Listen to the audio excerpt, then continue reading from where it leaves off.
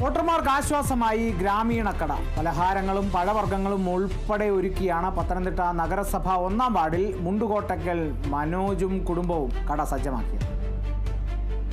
നാട്ടുംപുറങ്ങളിലെ ഒരു അപൂർവ കാഴ്ചയിലേക്കാണ് ഞാൻ ഈ ത്രിതല പഞ്ചായത്ത് തെരഞ്ഞെടുപ്പ് പത്തനംതിട്ട നഗരസഭയിലെ 1-ാം വാർഡിലേക്ക് എത്തുന്നത്. ഞങ്ങളിവിടെ തെരഞ്ഞെടുപ്പിന്റെ വിശേഷമായിട്ട് എത്തിയപ്പോൾ മുണ്ടുകോട്ടയ്ക്കൽ എന്ന് പറഞ്ഞത് ഒരു സ്ഥലമാണ്. ഇത് ഏകദേശം സമുദ്ര നിരപ്പിൽ നിന്നും ഏകദേശം വളരെയധികം അടി ഉയരത്തിലുള്ള ഒരു പ്രദേശമാണ്.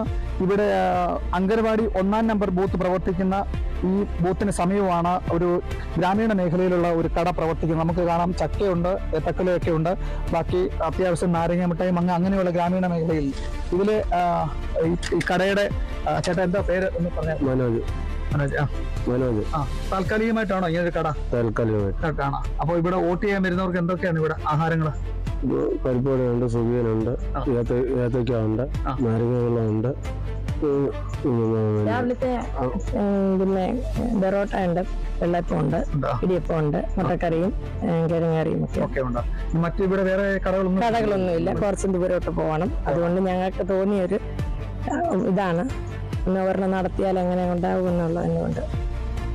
അപ്പോൾ അങ്ങനെ ഈ മനോജിന്റെ ഭാര്യയും കുടുംബവും ഉൾപ്പെടെയാണ് ഈ താൽക്കാലികമായിട്ടുള്ള ഈ നാടൻ ഈ നമ്മളെ ഭാഷ പറഞ്ഞ മാടക്കട ഇവിടെ പ്രവർത്തിച്ചിരിക്കുന്നത്. ഇപ്പൊ തന്നെ ഒരു വോട്ടർ അല്ലെ മനോ, വോട്ടർ അല്ലയോ?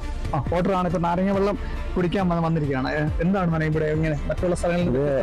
എല്ലാവർക്കും ഒരു സഹായമാണ്. കാരണം ഇവിടെ അടുത്തൊന്നും വേറെ കടകളൊന്നുമില്ല. അപ്പം ഇതിവിടെ വെച്ച് എല്ലാവർക്കും വോട്ട് ചെയ്തിട്ട് വന്ന് നാരങ്ങ വെള്ളം കുടിച്ച് രാവിലത്തെ ഭക്ഷണമൊക്കെ ആയി പോകാൻ സഹായപ്രദമാണ്. ഓക്കെ, നല്ലതാണ്.